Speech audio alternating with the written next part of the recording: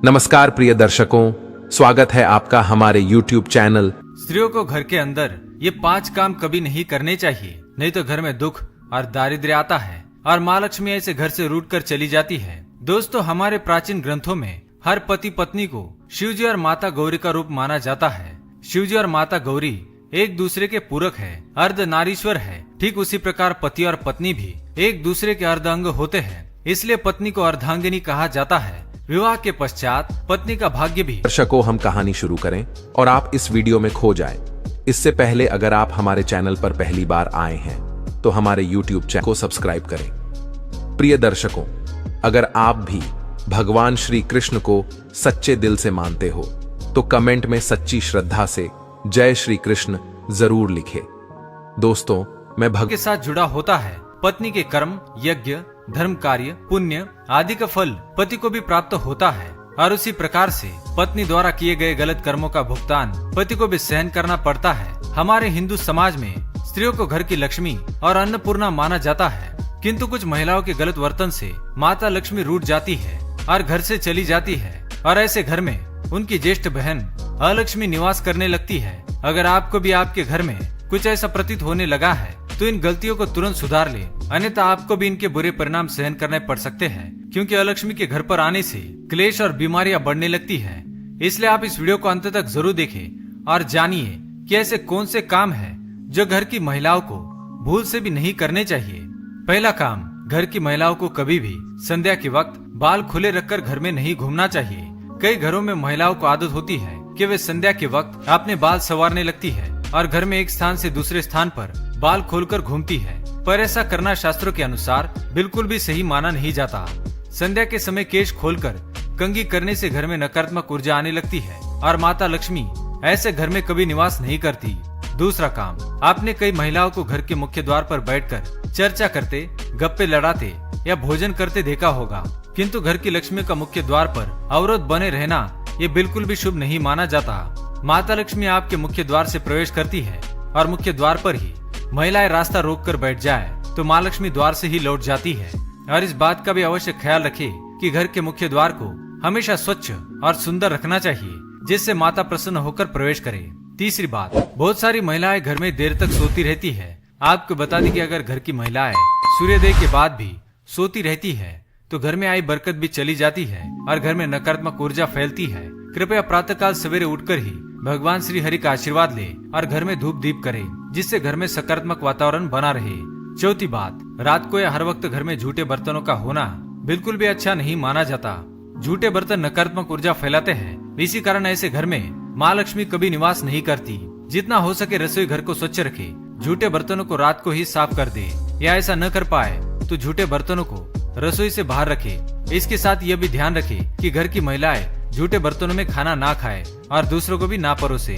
पांचवी बात, पत्नी प्रेम, सहनशीलता, ममता और त्याग की मूर्त मानी जाती है, किंतु कुछ महिलाओं की वाणी अत्यंत कटु और क्लेश पैदा करने वाली होती है। उनके स्वभाव में ही शिकायत करना और मनमुटाव जैसी प्रवृत्तियां स्थापन होने लगती है और जिस घर में पति और पत्नी के बीच सदैव ही क्लेश बना रहता है उस घर में माता लक्ष्मी नहीं बल्कि उनकी बड़ी बहन अलक्ष्मी निवास करने लग जाती है, जिससे घर की सुख समृद्धि, वैभव, सकारात्मकता और भक्ति घर से दूर जाने लगती है। कृपया घर में आपसी प्रेम और ईश्वर के प्रति श्रद्धा भाव रखें, इससे घर की बरकत में वृद्धि हो जाएगी। छठी बात, जिन घरों में द्वार पर आए भिक्षुक का तिरस्कार किया जाता है ऐसे घर में माँ लक्ष्मी कभी प्रवेश नहीं करती।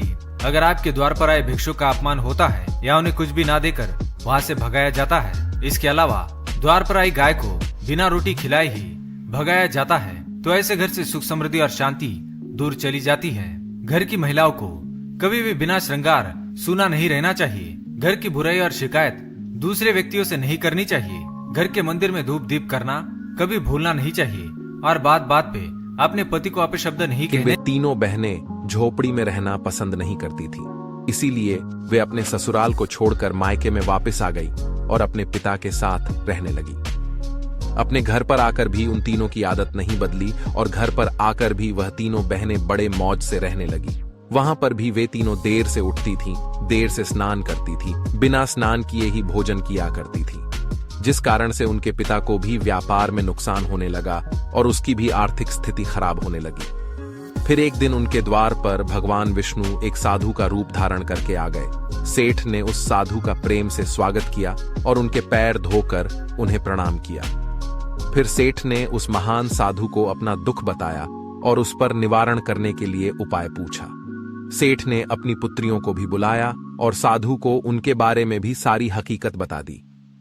जैसे ही उस साधु ने सेठ की तीनों पुत्रियों की तरफ देखा तो उन्हें सारी हकीकत पता चली। उन तीनों बहनों के चारों ओर नकारात्मक शक्ति का घेरा बना हुआ था जो उनके साथ ही चल रहा था। वे जहां पर भी जाती वह नकारात्मक ऊर्जा उनका पीछा नहीं छोड़ रही थी। उस सिद्ध साधु ने उस सेठ से कहा, तुम्हारी तीनों बेटियों की आदतों के कारण उनके चारों ओर नकारात्मक ऊर्जा का घेरा बना हुआ है। इसी कारण से ये जहां पर भी जा रही है वहां पर केवल दुख और संकट आ रहे हैं। तुम्हारी तीनों पुत्रियां अत्यंत आलसी हैं।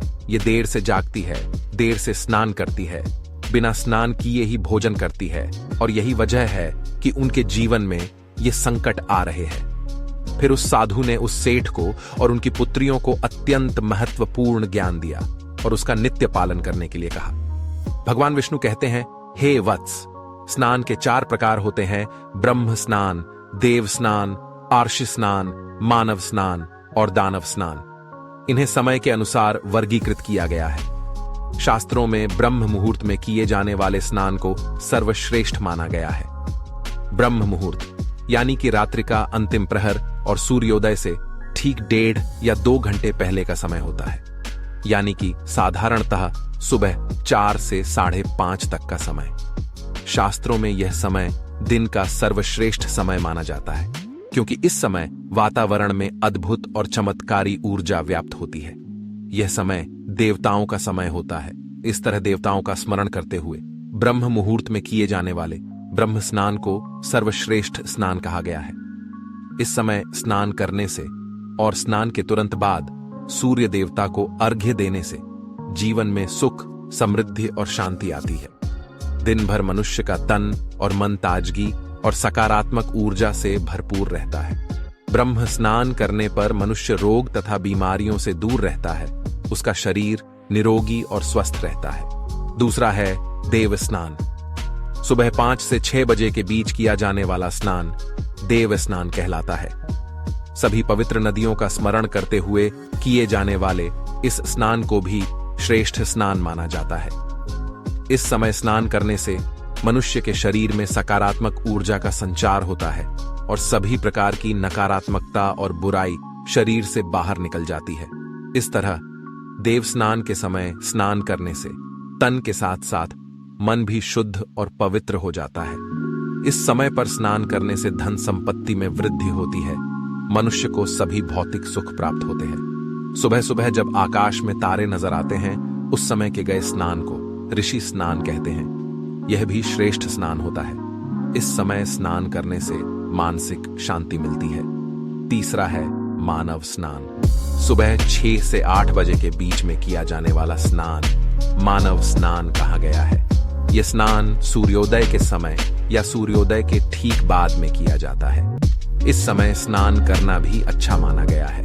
शरीर में दिन भर ताजगी, स्फूर्ति और सकारात्मक ऊर्जा व्याप्त रहती है जो हमें किसी भी कार्य को करने के लिए उत्साहित करती है। किंतु मनुष्य को कभी सूर्योदय के 2 घंटे बाद स्नान नहीं करना चाहिए, अर्थात सुबह 8 बजे के बाद स्नान करना अनुचित होता है।